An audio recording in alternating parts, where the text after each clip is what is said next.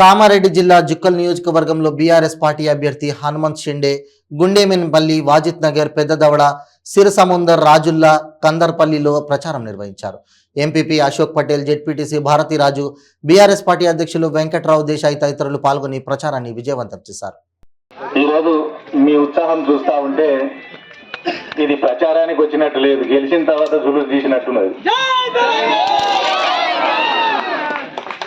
నిజంగానే పత్లాపూర్ గ్రామస్తులు నా మీద అభిమానం ఉంచి ఇంత ఘనంగా స్వాగతం పలికినందుకు మీ అందరికీ కూడా శిరస్సు వంచి ధన్యవాదాలు తెలియజేస్తా ఉన్నా.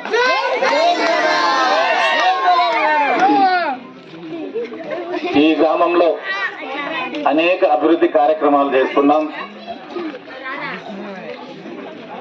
కొన్ని సంక్షేమ పథకాలు గౌరవ ముఖ్యమంత్రి కేసీఆర్ గారు ప్రవేశపెట్టి అమలు పరుస్తున్నటువంటి సంక్షేమ పథకాల వల్ల లబ్ధి పొందినటువంటి అనేక మంది లబ్ధిదారులు ఇక్కడ ఉన్నారు. పత్లాపూర్లో ఆడపిల్ల పెళ్లి చేసినటువంటి 56 మంది తల్లిదండ్రులకు కళ్యాణ లక్ష్మి కింద కొందరికి 51,000, కొందరికి 75,000, కొందరికి 1,116 రూపాయలు గౌరవ ముఖ్యమంత్రి కేసీఆర్ గారు ఆర్థిక సాయం చేసినారు. అదేవిధంగా 14 మంది మైనారిటీ సోదరులు ఆడపిల్ల పెళ్లి చేస్తే వారికి కూడా షాదీ ముబారక్ కింద ఆర్థిక సాయం చేయడం జరిగింది. 258 ఆసరా పెన్షన్లు ఇస్తా ఉన్నాం. 2016 వికలాంగులైతే 4,016. అదేవిధంగా ఇక్కడ కంటి వెలుగు కార్యక్రమం కింద గ్రామం అంతా పరీక్ష చేసి 185 మందికి కంటి అద్దాలు ఉచితంగా ఇవ్వడం జరిగింది. అదేవిధంగా 904 మంది రైతులకు రైతు బంధు కింద ఎకరానికి సంవత్సరానికి 10,000 రూపాయలు ఆర్థిక సాయం అందిస్తా ఉన్నామనే విషయాన్ని ఈ సందర్భంగా నేను మీకు అందరికీ మనవి చేస్తా ఉన్నాను.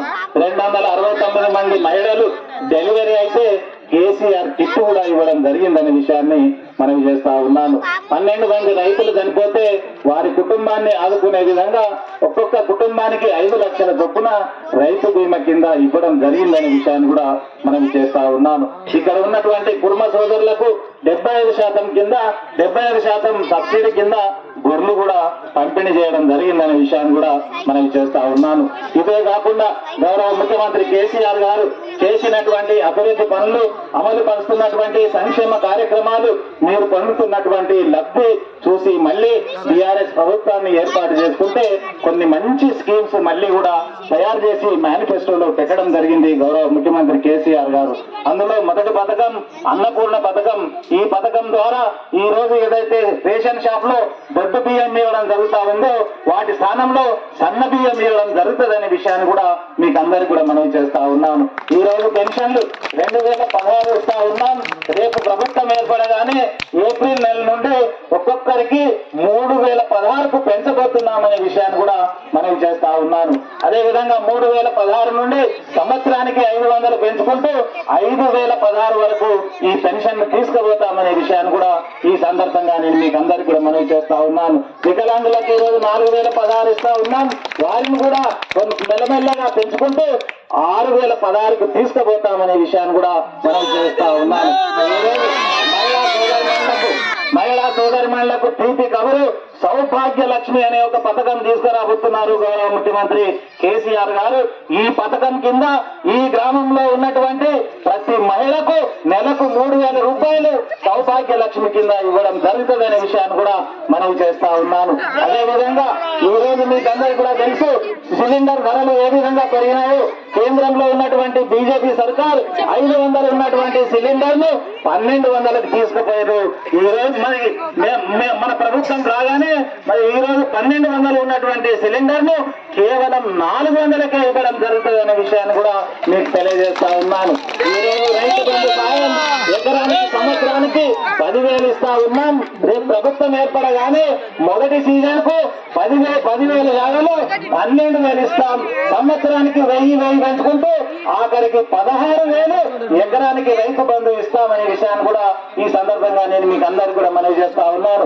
ఏ విధంగా అయితే రైతు బీమా కింద మరి రైతు చనిపోతే వారి కుటుంబ సభ్యులకు 5 లక్షలు వస్తాయో, అదే విధంగా భూమి లేని నిరుపేదలకు కూడా వారి కుటుంబంలో ఎవరైనా చనిపోతే 5 లక్షలు వచ్చే విధంగా కేసీఆర్ బీమా అనే పథకం కూడా వస్తుందనే విషయాన్ని కూడా ఈ సందర్భంగా నేను మీకు అందరికీ కూడా మనవి చేస్తా ఉన్నాను.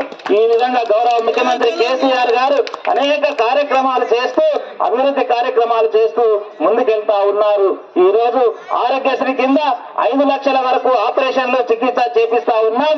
భవిష్యత్తులో ఆ లిమిట్ 15 లక్షల వరకు పెంచడం జరుగుతుందనే విషయాన్ని కూడా మనవి చేస్తా ఉన్నాను. అంతేకాకుండా ఇక్కడ ఉన్నటువంటి మహిళలు కూర్చొని మాట్లాడుకునే విధంగా, మీటింగ్ చేసుకునే విధంగా ఒక మహిళా భవనం కూడా కట్టివ్వడం జరుగుతుందనే విషయాన్ని కూడా ఈ సందర్భంగా నేను మీకు అందరికీ కూడా మనవి చేస్తా ఉన్నాను. కొందరికి ఇండ్లు కట్టించినాం, ఇంకా కూడా కొందరికి పేదవాళ్ళు ఉన్నారు, ఎస్సీలు ఉన్నారు, కొందరు ఇండ్లు కట్టుకోవాలి. ఈ రోడ్లు ఇండ్లు పోయిన వాళ్ళు ఉన్నారు, పేదలు ఉన్నారు, వారందరికీ కూడా గృహలక్ష్మి కింద ఇండ్లు కట్టించే బాధ్యత నేను తీసుకుంటాననే విషయాన్ని కూడా ఈ సందర్భంగా మనవి చేస్తా ఉన్నాను. పత్లాపూర్ గ్రామంలో ఒక్క గుడిసె కూడా ఉండకూడదు, ఎవ్వరు కూడా రేకుల షెడ్ లో ఉండకూడదు. అన్నదమ్ములందరికీ కూడా ప్రతి ఒక్కరికి ఇల్లు ఉండే విధంగా గౌరవ ముఖ్యమంత్రి కేసీఆర్ గారి ఆశీర్వాదంతో తప్పకుండా ఇండ్లు మంజూరు చేసిస్తాననే విషయాన్ని కూడా ఈ సందర్భంగా నేను మీకు అందరికీ కూడా మనవి చేస్తా ఉన్నాను. అంతేకాకుండా ఈ గ్రామంలో ఉన్నటువంటి రైతులకు అందరికీ కూడా నేను విజ్ఞప్తి చేస్తా ఉన్నాను.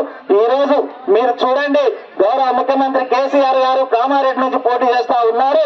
మరి మన జిల్లా నుండి ముఖ్యమంత్రిగా బాధ్యత ఉంటది కాబట్టి, మన జిల్లా ముఖ్యమంత్రి అవుతారు కాబట్టి, మన జిల్లా నుండి ప్రాతినిధ్యం ఉంటది కాబట్టి తప్పకుండా ముఖ్యమంత్రి గారిని ఒప్పించి, సార్ నాకు నియోజకవర్గంలో కేవలం 12,000 దళిత కుటుంబాలు మిగిలినాయి, పైలట్ ప్రాజెక్ట్ కింద మీరు నిజాం సాగర్ ఇచ్చినారు, మరొక 1,100 యూనిట్లు ఇచ్చినారు, కేవలం 12,000 కుటుంబాలు ఉన్నాయి, అవన్నీ కూడా ఒకేసారి ఇచ్చే వీళ్ళు చూసుకొని ఒకేసారి ఇచ్చేటట్టు చేస్తే మా దళిత కుటుంబాలందరికీ కూడా దళిత బంధు వస్తుంది.